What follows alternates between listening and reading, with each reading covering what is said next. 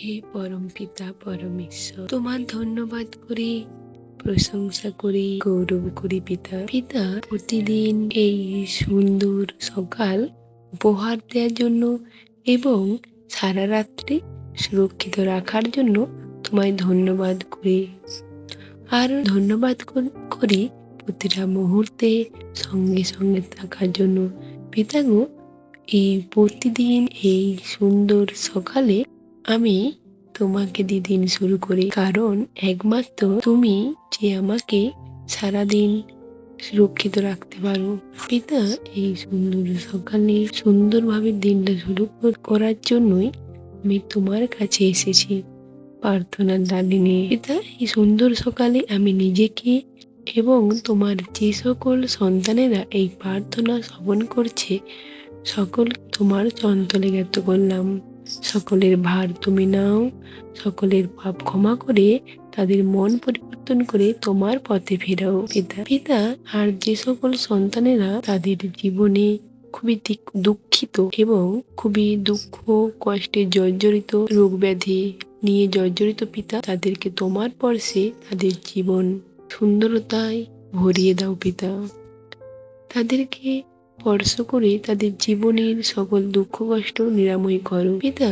যেখানে ডাক্তার বলে এটা সম্ভব নয়, সেখানেই তুমি অসম্ভবকে সম্ভব করো পিতা, কারণ তুমি তো আমাদের সৃষ্টিকর্তা, জীবনদাতা। তুমি অসম্ভবকে সম্ভব করতে পারো। তাই পিতা, সকলের ভার তোমার উপর দিয়ে দিলাম।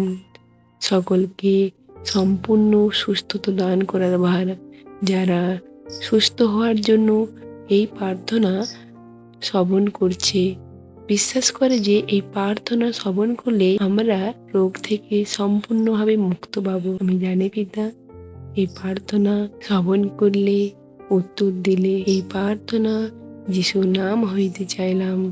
আমেন। এবার আসা যাক বাক্যে।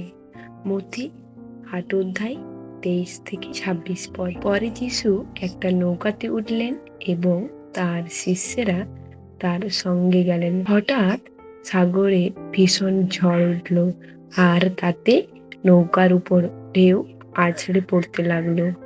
যিশু কিন্তু ঘুমাচ্ছিলেন। তখন শিষ্যেরা তার কাছে গিয়ে তাকে জাগিয়ে বললেন, প্রভু বাঁচান, আমরা যে মরলাম।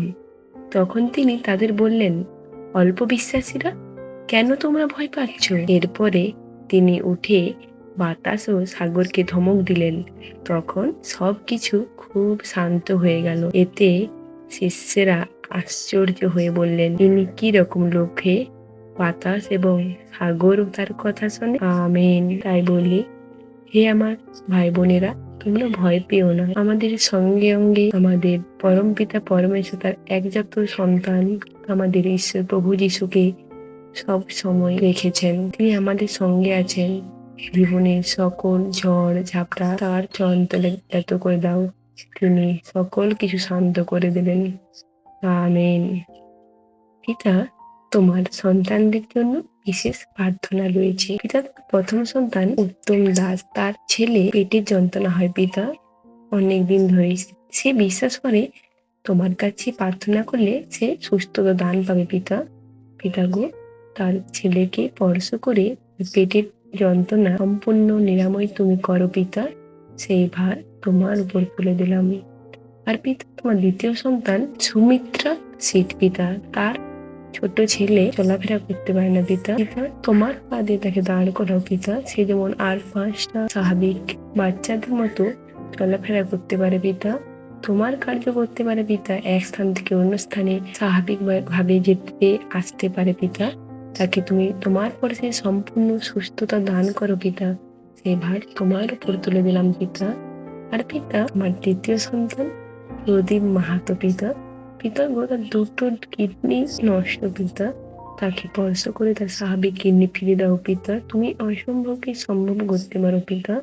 তাই তুমি তোমার পরশে সম্পূর্ণ সুস্থতা দান করো পিতা। এই ভারও তোমার উপর তুলে দিলাম। চতুর্থ সন্তান জয়দীপ, তার মা।